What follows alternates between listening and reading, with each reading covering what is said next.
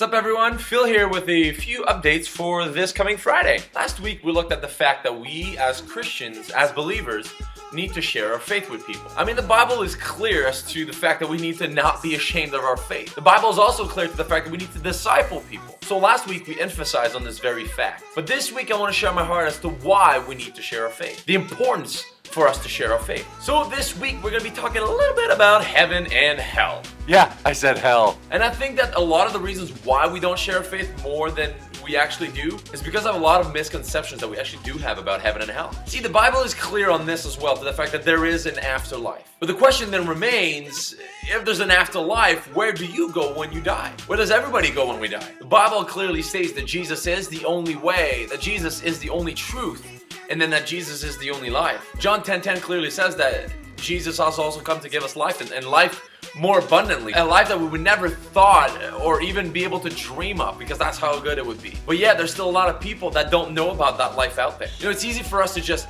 have fun in our very own lives and be all happy and be all joyful and live that very life that Jesus talked about. But what about the rest of the world? What about the people that you go to school with? What about the people that sits beside you on the bus every day? What about them? And I think sometimes the reason why we don't share our faith is because we don't know why. Or we seem to forget the importance of the message that we carry. Or maybe we forget that the clock is ticking. And not to freak you out or to scare you, but that is a reality. So why don't you join me this week as we take a little bit of time just to kind of look at heaven and hell and try to bust down some myths that we may have, especially about hell. So come on Friday, bring a friend, and it's going to be pretty epic. On a different note, we are going to begin our talent show auditions this Friday after youth. So if you have been called, remember to come prepared and ready to present whatever you have after youth.